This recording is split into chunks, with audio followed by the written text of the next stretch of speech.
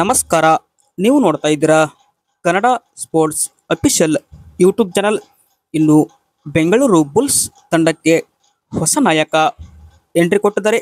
ಹಾಗಾದರೆ ಬುಲ್ಸ್ ತಂಡಕ್ಕೆ PKL season 12 2025ಕ್ಕೆ ಯಾರು ನಾಯಕ ಆಗ್ತಾರೆ ಅಂತ ಈ ಒಂದು ವಿಡಿಯೋದಲ್ಲಿ ನಾನು ಕ್ಲಿಯರ್ ಆಗಿ ಹೇಳಿಕೊಡ್ತಾ ಹೋಗ್ತೀನಿ. ಅದಕ್ಕಿಂತ ಮುಂಚೆ ನೀವೇನಾದರೂ ನಮ್ಮ ಒಂದು ಯೂಟ್ಯೂಬ್ ಚಾನಲ್ಗೆ ಸಬ್ಸ್ಕ್ರೈಬ್ ಆಗಿಲ್ಲ ಅಂತಂದರೆ ಈ ಕೂಡಲೇ ಸಬ್ಸ್ಕ್ರೈಬ್ ಆಗಿ. ಹಾಗೆ ನೀವು ಬೆಂಗಳೂರು ಬುಲ್ಸ್ ತಂಡದ ಅಭಿಮಾನಿಗಳಾಗಿ ಈ ಒಂದು ವಿಡಿಯೋ ನೋಡಿದಲ್ಲಿ ದಯವಿಟ್ಟು ತಪ್ಪದೆ ಒಂದು ಲೈಕ್ ಮಾಡಿ. ಇನ್ನು ಬುಲ್ಸ್ ತಂಡ ಕಳೆದ ಬಾರಿ ಅಂದರೆ 2024ರಲ್ಲಿ ಪ್ರದೀಪ್ ನರ್ವಾಲ್ ಅವರು ಬುಲ್ಸ್ಗೆ ನಾಯಕ ಆಗಿದ್ರು. ಇದಾದ ಬಳಿಕ ಅವರನ್ನ ಬುಲ್ಸ್ ಕೂಡ ಇಲ್ಲಿ ತಂಡದಿಂದ ಕೈ ಬಿಟ್ಟಿತ್ತು. ಯಾಕೆ ಅಂತಂದರೆ ಅವರ ಕಳಪೆ ಪರ್ಫಾರ್ಮೆನ್ಸ್ ಇಲ್ಲಿ ಒಂದು ಸೀಸನ್ ಅಲ್ಲಿ ಕೊಟ್ಟಿದ್ರು. ಹೀಗಾಗಿ ಈ ಬಾರಿ ಪ್ರದೀಪ್ ನರ್ವಾಲ್ ಕೂಡ ಇಲ್ಲಿ ಅನ್ಸೋಲ್ಡ್ ಆದರು.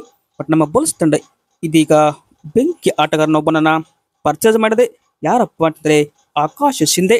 ಅಂದರೆ 55 ಲ್ಯಾಕ್ ಇವರಿಗೆ ಬುಲ್ಸ್ ತಂಡ ಇಲ್ಲಿ ಅಮೌಂಟ್ ಕೊಟ್ಟು ಆಕ್ಷನ್ ಅಲ್ಲಿ ಖರೀದಿ ಮಾಡಿತು. ಬಟ್ ಇದಾದ ಬಳಿಕ ನಮ್ಮ ಬುಲ್ಸ್ಗೆ ಇವರು ಹೊಸ ನಾಯಕ ಅಂತ ನಾನು ಹೇಳ್ತೀನಿ. ಬಟ್ ಇನ್ನೂ ಇದು ಕನ್ಫರ್ಮೇಷನ್ ಸಿಕ್ಕಿಲ್ಲ. ಬುಲ್ಸ್ ತಂಡಕ್ಕೆ ಒಬ್ಬ ನಾಯಕನ ಹುಡುಕಾಟದಲ್ಲಿ ಕೂಡ BC ರಮೇಶ್ ಅವರು ಇದ್ರು. ಹೀಗಾಗಿ ಒಂದು ಕ್ಯಾಪ್ಟನ್ಗೆ ಒಳ್ಳೆಯ ಆಟಗಾರ ಅಂದರೆ ಅದು ಆಕಾಶ್ ಶಿಂದೆ.